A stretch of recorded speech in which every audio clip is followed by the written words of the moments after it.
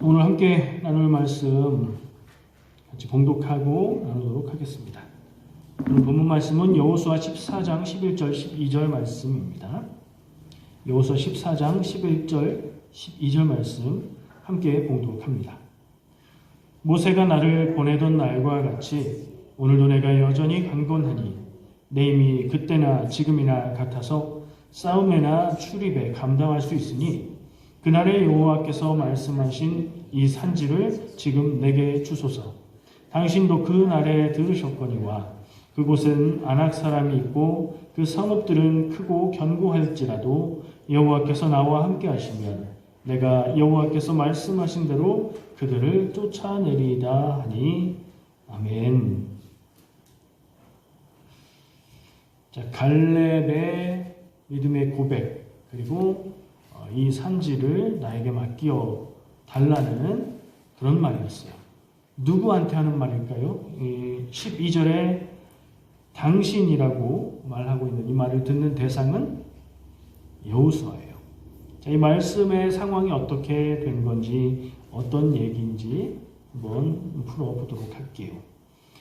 이 말을 하는 사람은 갈렙이고요. 갈렙이 여호수아에게 이 말을 하고 있어요. 때는 언제냐? 가나안 땅을 정복해서 전쟁에서 여리고로 시작해서 여러 성들을 점령해 가기 시작한 후 시간이 꽤 지났어요.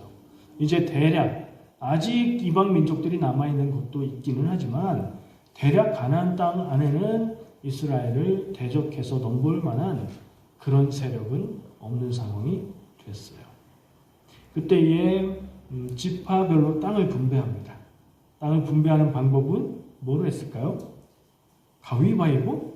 네, 제비뽑기죠. 제비뽑기를 통해서 합니다. 말씀을 보니까 하나님이 모세에게 명령하셔서 그것을 여호수아가 받아서 그 명령대로 지파별로 땅을 분배하는 방법을 제비뽑기로 정했다고 해요. 이미 두 지파 그리고 절반은 요단강 건너기 전에 땅을 먼저 받았죠. 그리고 이제 전쟁터에 와서 같이 싸우고 있죠. 그러면 나머지 9개 반 지파가 땅을 분배하게 되는데 제비뽑기로 했어요. 갈렙은 유다 지파예요. 유다 지파의 갈렙이 여호수아 앞에 나옵니다. 유다 지파의 지역은 정해진 거예요. 그런데 갈렙이 말하기를 당신도 기억하듯이 우리가 예전에 정탐했을 때에 하나님께서 내게 약속해 주셨고 모세도 말한 것처럼 내가 밟은 땅을 나와 우리 후손들이 차지하게 될 것이라고 하셨으니 그러면 내가 갈 성을 선택하겠으니 저 산지에 있는 산에 있는 곳을 내가 갈 수 있도록 나에게 할당을 해달라라고 요청하는 거예요. 산이 좋아서였을까요? 그거 아니에요. 거기에 아직도 이 말씀에도 나오지만 아낙 사람이 있다라고 얘기해요. 완전히 쫓아내지 못한 거예요. 남아있는 민족들은 그들이 살고 있는 지역이 요새화되어 있든가 그러니까 점령하기 굉장히 어려운 지형이든가 아니면 그 사람들의 군사력이 강하든가 뭐 그런 이유가 있어서 아직 점령하지 못한 지역이 조금 남아있는 거예요. 갈렙이 달라고 했던 그 지역은 점령하고 나서 그 지역의 이름을 헤브론이라고 바꾸는 그곳입니다. 구글맵에서 찾아보면 지금도 그 지역은 헤브론이라고 이름이 나와요. 예루살렘의 조금 밑에 쪽에 있는 지역.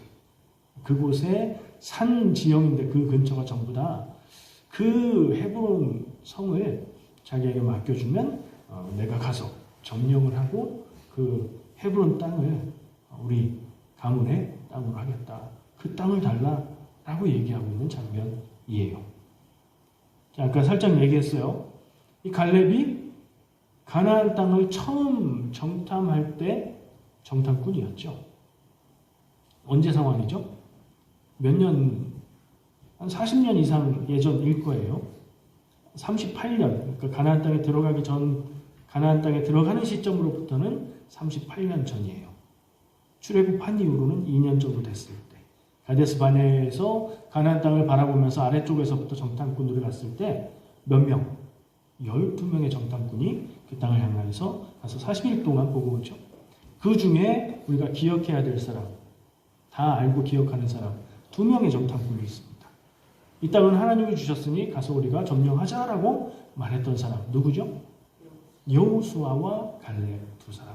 나머지 10사람은 되게 좋은 땅인데 거기 사는 사람들이 너무 강해 보여서 우리는 못 들어갈 것 같아요 라고 했죠. 그때를 우리가 기억해야 돼요. 처음 정탐했던 때. 그리고 지난 시간에는 두 번째 정탐을 나눴었죠.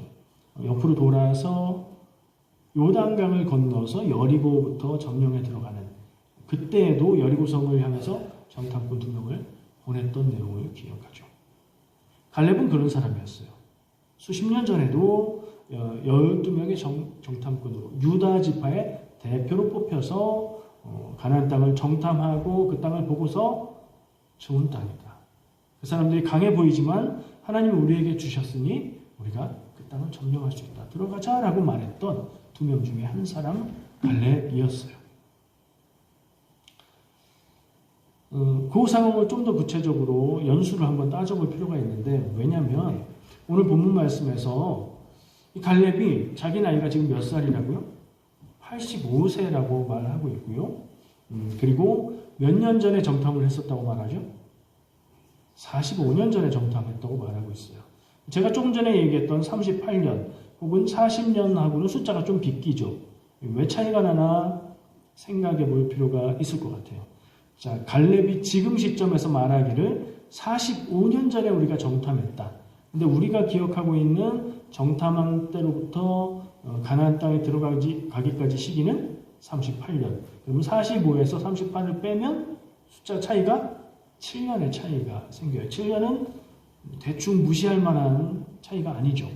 그 차이는 뭐 어떤 시간일까 생각해 보면, 가나안 땅에 점령해 들어가기 시작해서 대략 다 점령하고 지금이 될 때까지 7년이 걸리지 않았나 하는 생각을 해볼 수 있어요. 그래서 성경을 근거로 해서 가나안 정복 전쟁의 기간을 7년으로 보는데, 그 근거가 지금 갈렙이 정탐했던 때로부터 45년이 지났는데 자기가 나이가 85세다라고 얘기하는 요 내용들을 가지고 7년의 차이를 전쟁의 기간으로 보는 거예요.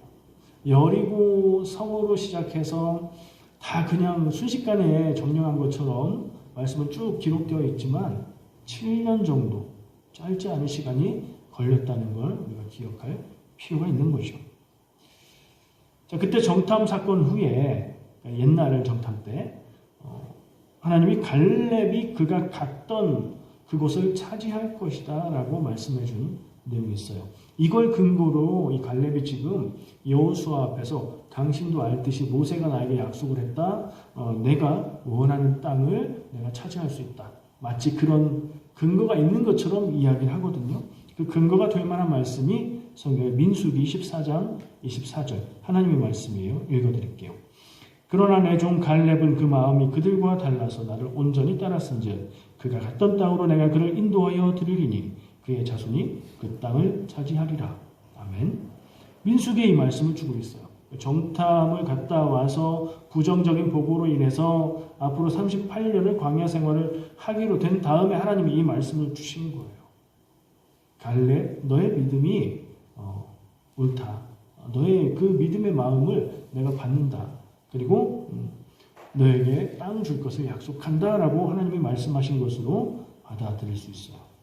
그리고 이 여호수아가 14장 9절, 지금 우리가 본문 말씀에 조금 앞인데 본인이 갈렙이 말을 해요. 14장 9절 말씀입니다. 그날에 모세가 맹세하여 이르되 네가 내 하나님 여호와께 충성하였은즉 발로 밟는 땅은 영원히 너와 내 자손의 기업이 되리라 하였나이다. 모세가 내가 밟는 땅은 나와 내 자손들의 땅이 될 거라고 약속했습니다. 이런 내용들을 근거로 해서 갈렙이 나에게 차지할 땅을 선택할 권한이 있습니다 라고 여호수아에게 요구하고 있는 거예요. 그냥 무작정 내가 저기 가겠습니다 그러는 게 아니라 나에게 원하는 땅, 지목하는 땅을 차지할 권한이 있으니 내가 이 산지로 가겠습니다 라고 얘기했다는 거죠. 그리고 그 산지는 헤브론이고 그곳에는 아낙 자손들이 아직도 남아있어서 전쟁을 해서 그들을 물리치고 나서야 그 땅을 차지할 수 있는 거예요. 그리고 또 한 가지 기억해야 될 만한 중요한 사실이 나오는데 갈렙이 그 조상의 근원이 어떻게 되는가에 대한 이야기인데요. 여호수아 14장 14절 본문 말씀 조금 뒤에 보면 갈렙을 소개하기를 그니스 사람 여분네의 아들. 그러니까 갈렙의 아버지 여분네는 그니스 사람이다라고 그 가문의 기원을 기록하고 있어요. 근데 앞쪽에 민수기에서 정탐할 때에 이 갈렙에 대해서 얘기할 때는 유다 지파에서는 갈렙이 나왔다라고 유다 지파 사람인 것만 얘기하고 있죠. 근데 여호수아에서는 그니스 사람 여분네 아들이라고 앞에선 얘기하지 않은 다른 기원을 이야기하고 있어요. 이런 거 좀 주목해 볼 필요가 있거든요. 왜냐하면 그니스라는 족속이 이스라엘의 순수 히브리 혈통이 아니기 때문이에요. 창세기에 나온 민족인데 에서의 후예, 에돔이라고 불리는 사람. 그러니까 순수 히브리인 그리고 야곱의 자손들인 이스라엘 사람들로 따지면 이방인이라고 볼 수 있는 아주 관계가 없지는 않지만 이방인이라고 할 수 있는 그런 근원을 가진 사람이에요. 그 사람이 어떻게 정탐을 할 때에 지파의 대표가 될 수 있었을까? 그 이전에 어떻게 유다 지파 안에서 살고 있었을까? 그 근거를 성경을 해석하는 학자들은 이집트에서 출애굽할 때에 허다한 잡족들이 함께 나왔다. 이스라엘 민족이 아닌 다른 민족들도 그 대열에 합류했다고 기록하거든요. 그래서 다른 이민족들도 일부 이스라엘 대열에 섞여 있다는 것을 알려줘요. 아마도 그때에 이집트에 살다가 그 사람들과 함께 나와서 유다 지파에 들어간 사람이 아닐까 이렇게 봅니다. 여호수아에서 이 사람의 근원이 이스라엘 사람이 아니라 이민족의 근원이라는 것을 밝히고 있는데 이유가 뭘까요? 한국 사람들이 모여있는데 똑같이 한국 국적을 가진 한국 사람인데 이 사람이 조상으로 가면 원래는 일본 사람이야. 뭐 이렇게 말하면 무슨 뜻일까요? 이 사람 좀 구별하자, 조심하자 이런 뜻이 될 수도 있겠고 혹은 반대로 이 사람이 그럼에도 불구하고 이렇게 우리나라 민족을 위해서 헌신한다. 좋은 사람이다 라고 강조하는 것도 될 수 있겠죠. 아마 갈렙은 그 두 번째 경우이지 않을까 생각을 합니다. 갈렙이 헤브론을 달라고 요구하는 것을 어떻게 봐야 될까? 우리가 알고 있는 게 맞아요. 그 땅이 차지하기 어려운 땅이지만 내가 그 땅을 자원해서 갖겠다. 내가 땅을 지정할 권리가 나에게 있지만 쉽고 편한 지역을 택하지 않고 다른 이들에게 그것은 양보하고 나는 앞으로 더 점령해야 되는 땅을 선택하겠다 한 것으로 보는 게 맞습니다. 왜냐하면 그곳은 강한 사람들의 상징인 아낙 자손이 살고 있다라고 말씀이 기록하고 있고요. 갈렙이 스스로 내가 나이가 85세지만 아직도 건강해서 싸울 수 있다라고 말하고 있는 내용으로 볼 때에 그 땅이 싸워서 쟁취해야 되는 어려운 땅이라고 보는 게 맞습니다. 그러면 갈렙이 자기가 권리가 있음에도 불구하고 어려운 곳을 선택한 것을 우리가 기억할 때 이 사람이 믿음을 가지고 어려운 곳을 향해서 나가고 있구나 생각할 수 있죠. 저는 그것을 생각하면서 구약의 다른 어떤 위대한 믿음의 사람이 떠올랐어요. 한 장면이 떠올랐는데 누구겠어요? 여러분들도 떠오르실 거예요. 아브라함이 조카 롯과 헤어지게 될 때 자기가 삼촌이니까 내가 먼저 이쪽으로 갈 테니 너는 딴 데로 가 이럴 수도 있지만 조카 롯에게 네가 먼저 택하라라고 선택권을 주죠. 그 모습하고 저는 비슷하게 보였습니다. 그리고 또 45년 전에 믿음으로 정복하자. 처음 실패했던 그 가나안 땅에 들어가지 못했던 그 정탐 시기에 다른 사람들은 그러지 않았지만 믿음으로 이 땅을 차지하자, 들어가자라고 얘기했던 그 믿음이, 그 마음이 45년이 지난 지금까지도 변하지 않고 꺾이지 않고 그리고 앞으로도 그 믿음으로 나아가고 있다는 것을 볼 수 있다는 게 참 대단한 믿음이다 하는 생각이 듭니다. 감동적이에요. 갈렙의 이런 모습은 참 감동적이에요. 이런 갈렙의 이야기를 듣고 있는 여호수아 역시 12명의 정탐꾼으로 함께 갔던 사람이었죠.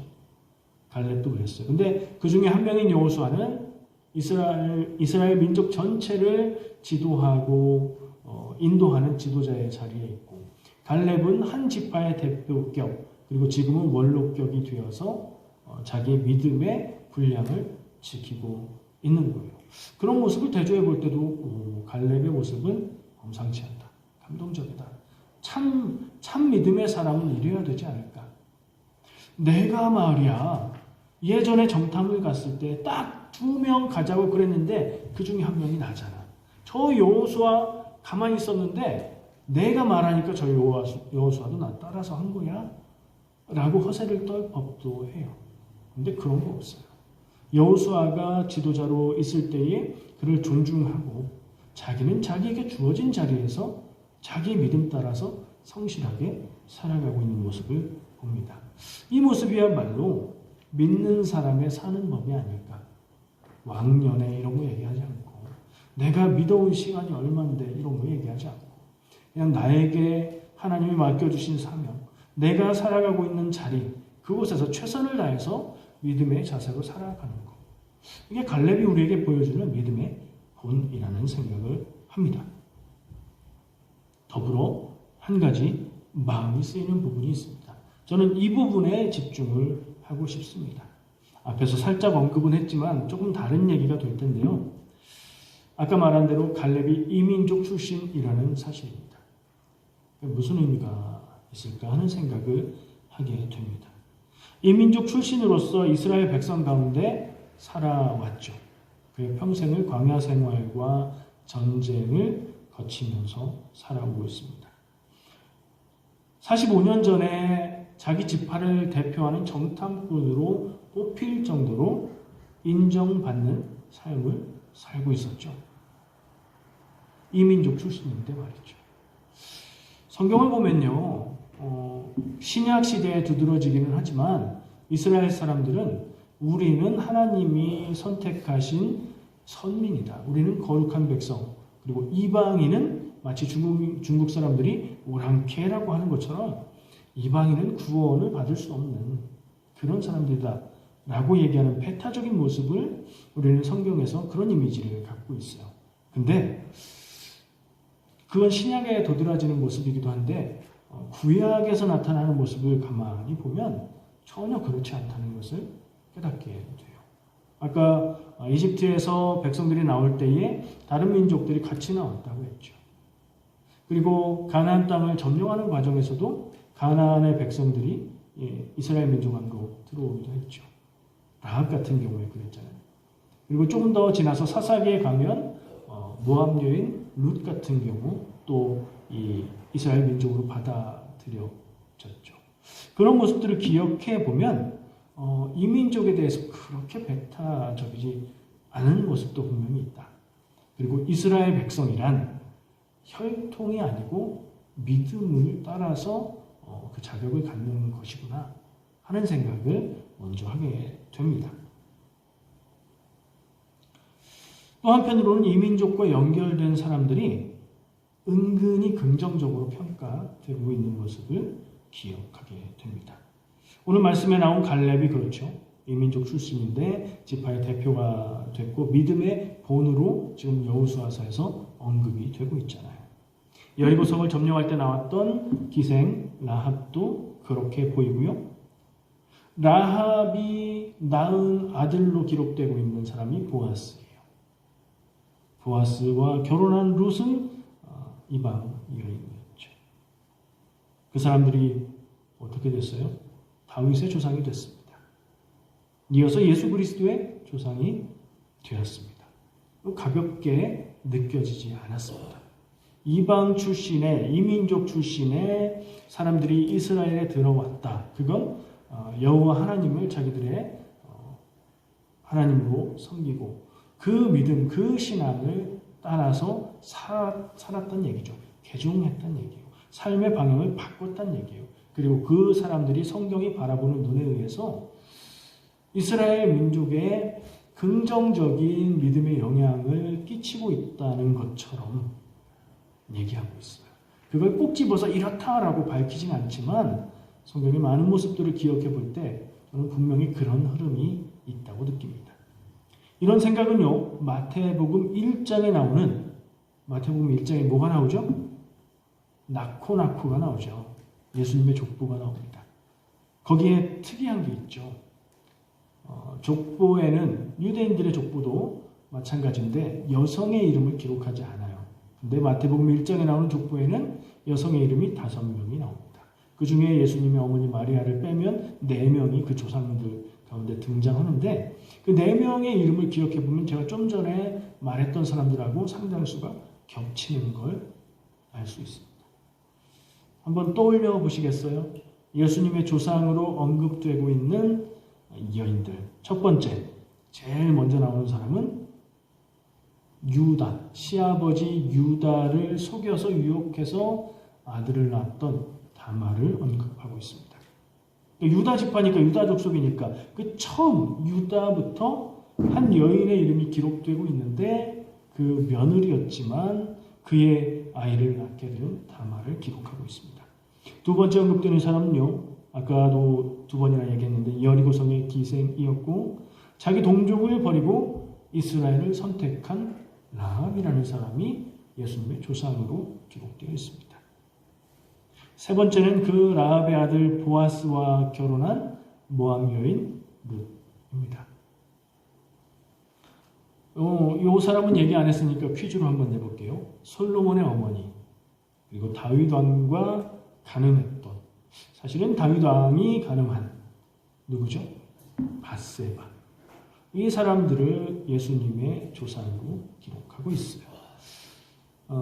딱 찍어서 이방 출신의 사람들이 훌륭하다, 이방 출신의 사람들이 믿음이 더 좋다, 이렇게 말하진 않습니다. 성경을 쭉 읽어보고 왠지 모르는 느낌을 떠올려 보면 은근히 장자보다 다른 아들들이 훌륭한 경우가 있고요. 또 은근히 이방 혈통이 섞인 사람들을 긍정적으로 모범이 되는 믿음의 모습으로 그리는 경우가 있고요. 정결하지 않은 관계, 그 결혼을 통해서 낳았던 자손들이 위대한 일을 하는 모습을 보여주고 있습니다.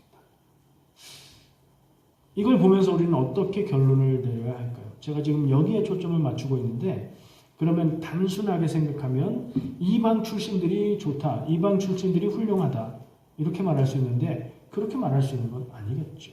이방 출신이라고 해서 믿음이 좋고 훌륭하게 되는 조건을 갖는 건 아닐 거예요. 그렇게 말하면 이야기가 이상해지는데 그러나 적어도 최소한 이방인 혈통이나 정결하지 않은 조상이 하나님 앞에 결격 사유가 되는 것은 아니라는 사실은 확실한 것 같습니다. 약점일 수 있는 부분이죠. 이방 출신의 혈통을 갖고 있다라는 것은 분명히 굉장히 배타적인 민족, 나라 안에서는 약점이 될 수 있는 부분이에요. 그러나 이것을 강점으로 만들었던 사람들의 이야기다 라고 우리가 보면 적절할 것 같습니다. 우리 얘기를 한번 해볼까요? 우리는 이민의 삶을 살고 있습니다. 설교 중에 이민이라는 말이 나오면 여러분은 어떤 감정을 느끼십니까?